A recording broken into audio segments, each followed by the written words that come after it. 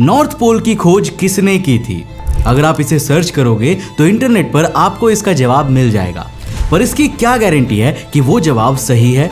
क्योंकि उस जगह पर उन्हें ये मुकाम अचीव करते हुए ना मैंने देखा था, ना आपने देखा और ना ही किसी और ने। तो आखिर हम इतने श्योर होकर कैसे बोल सकते हैं कि नॉर्थ पोल की डिस्कवरी किसके द्वारा की गई थी? तो दोस्तों, आज के इस वीडियो में हम जियोलॉजी की सबसे बड़ी जंग के बारे में जानते हुए एक ऐसे शख्स की ऐतिहासिक खोज के बारे में बात करने वाले हैं जिसका क्रेडिट सिर्फ उससे उनके रंग की वजह से छीन लिया गया था। तो हेलो गाइस, मैं हूं कौशिक और चलिए शुरू करते हैं एक और नए एपिसोड को।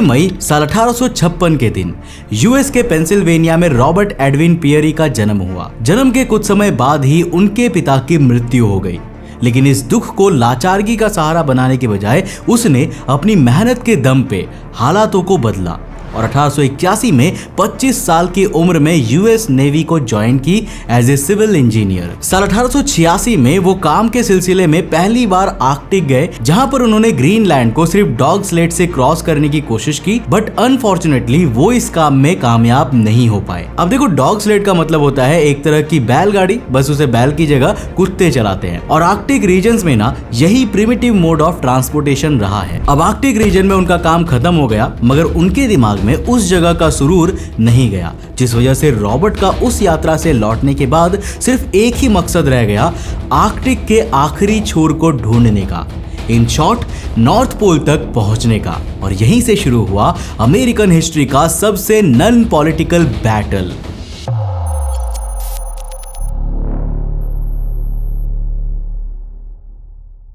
साल 1891 में पियरी ने ग्रीनलैंड जाने का प्लान किया और कोशिश की इसके आखिरी छोर तक जाने की। अब अपने इस लक्ष्य को हासिल करने के लिए उन्होंने doctor Frederick Cook, Matthew Henson और कुछ लोगों के साथ एक क्रू बनाई।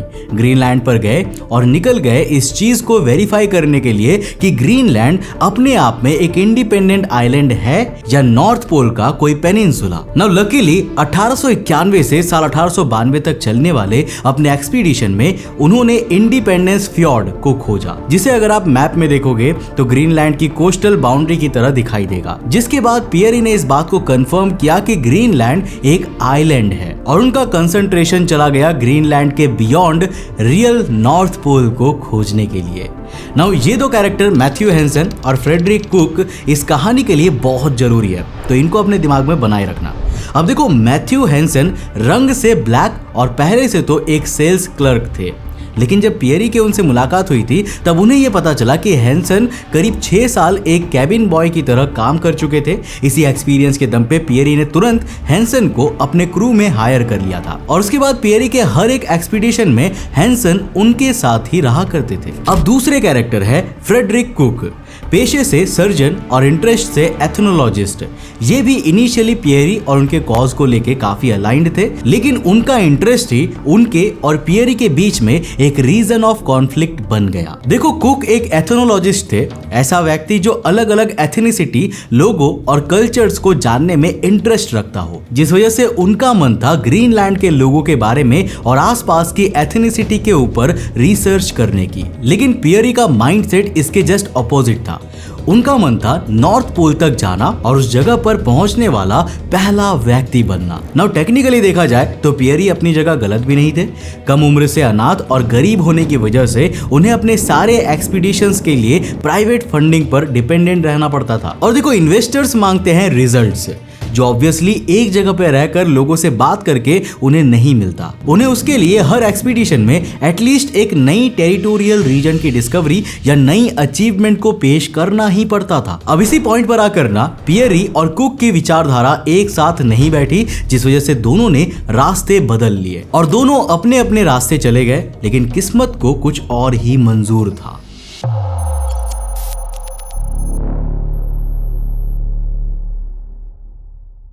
इस अलगाव के बाद पियरी निकल गए 1898 में ग्रीनलैंड की तरफ अपने अगले एक्सपीडिशन की ओर और 1898 से 1902 तक चलने वाले अपने इस एक्सपीडिशन में उन्होंने जेसप लैंड को खोजा, जिसे दुनिया का नॉर्दर्न मोस्ट टेरेस्ट्रियल पार्ट भी कहते हैं। हालांकि इस बार की कहानी में ना एक ट्विस्ट था। देखो, जिस जेसप लैंड को सबसे पहले देखने का पियरी दावा कर रहे थे, वहां जाने का सबूत नॉर्वेजियन एक्सप्लोरर ऑट्टो सेवरडोप पहले ही पेश कर चुके थे और दुनिया भी उनके क्लेम को ही मान रही थी। मगर अमेरिकन जियोग्राफिकल सोसाइटी ना थोड़ा लीनियंट हो गई।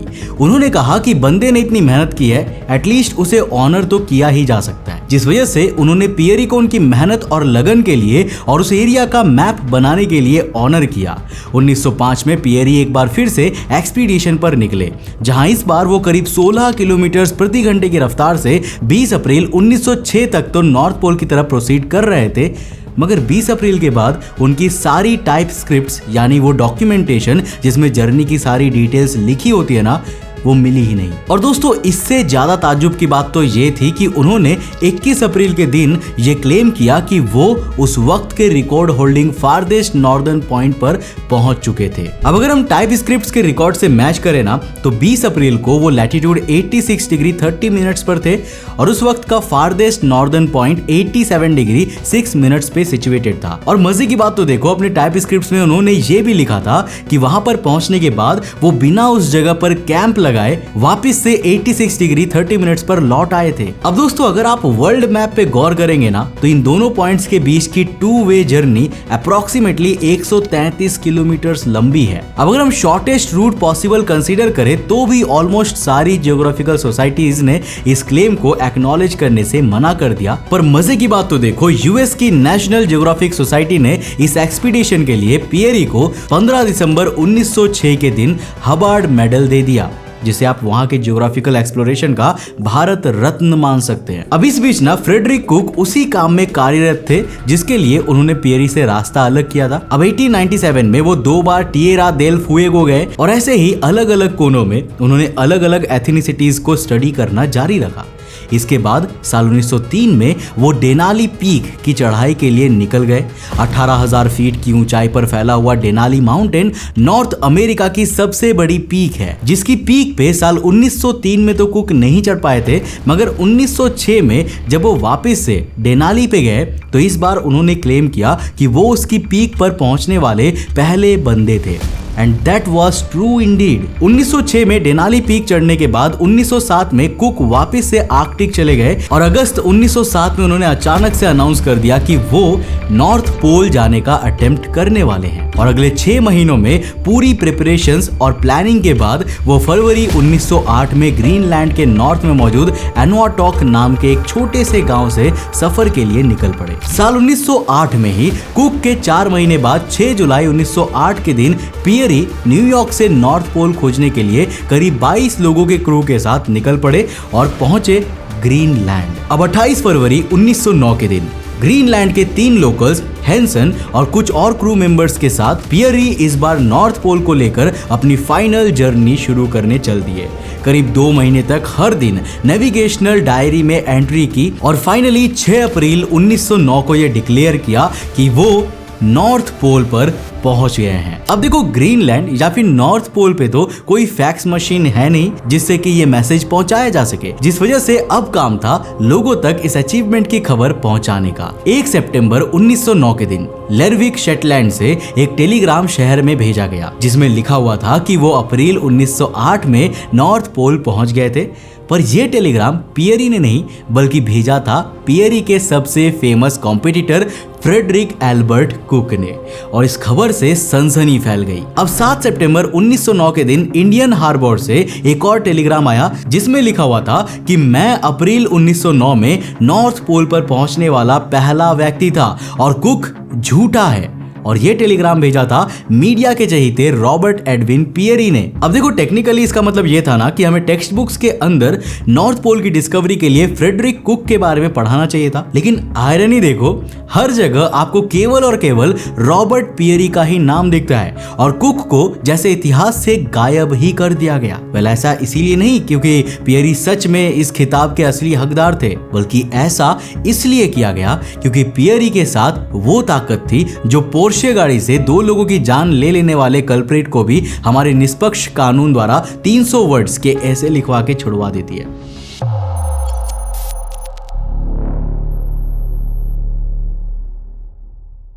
देखो, कुक और पियरी दोनों ही इस बात का दावा कर रहे थे, तो दोनों से मांगा गया कि भाई सबूत लेकर आओ, अपनी travel diary, navigation details, astronomical observations, daily mileage rate और एटलीस्ट एक आई विटनेस जो इस बात का कंफर्मेशन दे सके कि वो दोनों वहां पहुंच पाए थे। दोनों ही लोग टुकड़ों टुकड़ों में सबूत दे रहे थे, बट सरप्राइजिंगली कंप्लीट डॉक्यूमेंटेशन और एविडेंसेस किसी के पास भी नहीं थे। नाउ टेक्निकली ऐसे में तो दोनों के क्लेम्स खारिज कर देने चाहिए थे, लेकिन नहीं। न्यूयॉर्क टाइम्स को सपना आया कि हो ना हो पियरी सच ही बोल रहे होंगे, तो उन्होंने एक के बाद एक आर्टिकल्स और कॉलम्स पब्लिश करने शुरू कर दिए, ये एम्फसाइज करते हुए कि कुक के सारे क्लेम्स बेसलेस और झूठे हैं, मगर पियरी का कौन सा क्लेम सच था इस पे कुछ भी नहीं कहा गया। डेनाली पीक पर पहुंचने की जिस उपलब्धि को कुक के लिए बहुत बड़ा माना जाता था ना, एड बारिल जो कुक के साथ डेनाली की चोटी पे चढ़ते थे, उनसे एक एफिडेविट साइन करवा लिया गया, जिसमें उससे ये एडमिट कराया गया कि कुक और वो डेनाली की चोटी पर नहीं पहुंच पाए थे। अब कितना बड़ा इत्तेफाक है नहीं,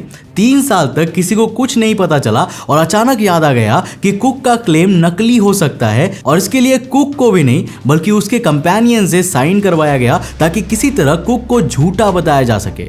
अब बाद में हिस्टोरियंस ने पाया कि पियरी सपोर्टर्स ने पैसे देके बैरिल से वो एफिडेविट साइन करवाए थे, लेकिन न्यूयॉर्क टाइम्स की नजरों में ऐसा कुछ हुआ ही नहीं होगा। काफी समय तक कैंपेनिंग करने के बाद पब्लिक पोल करवाया गया कि उन्हें क्या लगता है, तो न्यूयॉर्क टाइम्स वालों की सारी मेहनत बेकार हो गई, क्योंकि पोल में यही आया कि मैक्सिमम ऑडियंस कुक के क्लेम्स को तो सपोर्ट कर ही रही थी, साथ ही साथ ये भी कह रही थी कि पियरी कभी नॉर्थ पोल तक पहुंचे ही नहीं होंगे। फाइनली ये डिसाइड किया गया कि सारे रिकॉर्ड्स को एक्सपर्ट्स द्वारा एनालाइज किया जाएगा ऑथेंटिसिटी के लिए, और काम दिया गया नेशनल जियोग्राफिक सोसाइटी को। सोसाइटी ने कुछ ही समय में पियरी के सारे क्लेम्स को कंप्लीटली वैलिड डिक्लेयर कर दिए और कोई भी कमी रिपोर्ट नहीं की।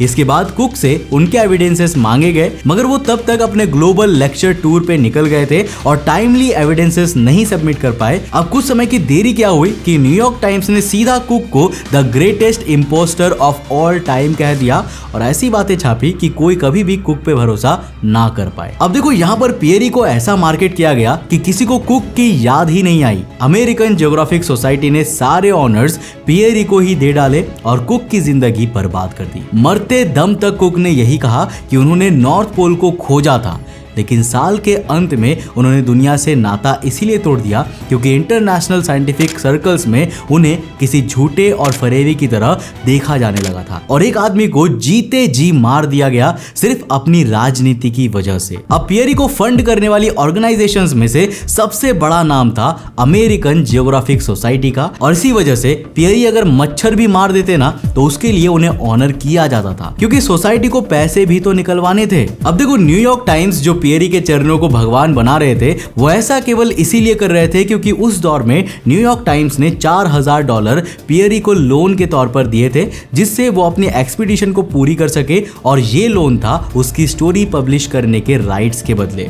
अब आप खुद ही सोचिए, अगर स्टोरी ही ना होती तो उसे पब्लिश करने का क्या फायदा होता, जिस वजह से हर एक ऑर्गेनाइजेशन ने सिर्फ अपने स्वार्थ के लिए एक इंसान को लगातार डिफेम किया और उसे कहीं का भी नहीं छोड़ा। पियरी के रिकॉर्ड्स को सालों तक दबा कर रखा गया ताकि उन्हें क्रॉस चेक ना किया जा सके, और करीब 8 दशक बाद जब ब्रिटिश एक्सपर्ट वॉली हर्बर्ट को उनका एक्सेस मिला तो उन्होंने पाया कि पियरी वाकई कभी नॉर्थ पोल तक नहीं गए थे और उन्होंने केवल झूठ बोला था। अब अगर मान ले कि पियरी सच में नॉर्थ पोल तक पहुंचे भी होंगे तो भी वो वहां पहुंचने वाले पहले व्यक्ति नहीं होंगे। मैथ्यू हैंसन जो पियरी का फर्स्ट मैन था ना, वो हमेशा खतरनाक जगहों में आगे जाके जायजा लिया करता था। पियरी ने खुद अपनी डायरी में लिखा था कि हैंसन आगे गए थे और नॉर्थ पोल से लौट कर आके ये बोला था कि शायद मैं दुनिया के टॉप पे बैठने वाला पहला व्यक्ति हूँ, लेकिन चूंकि हैंसन एक ब्लैक व्यक्ति थे इसीलिए उन्हें कभी भी इस बात का क्रेडिट दिया ही नहीं गया। अब कुक को क्या लगता है, कभी उन्हें नॉर्थ पोल का क्रेडिट क्यों नहीं मिला?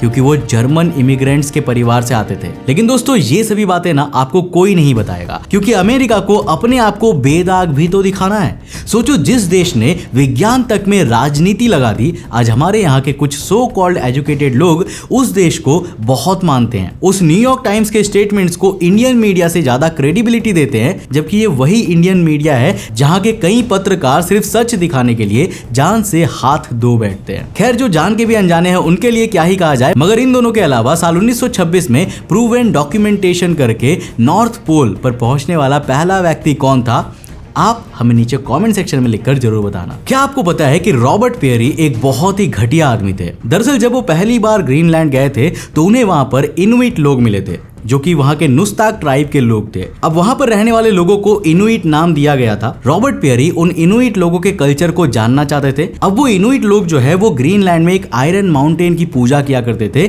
जो कि आसमान से गिरा था। वो असल में कोई माउंटेन नहीं था, बल्कि एक एस्ट्रॉइड था जो प्योरली आयरन का बना हुआ था। अब रॉबर्ट पेरी जो थे उन्होंने उन इनुइट लोगों का दिल जीता। उसके बाद पता लगाया कि आखिर वो माउंटेन कहां पर है।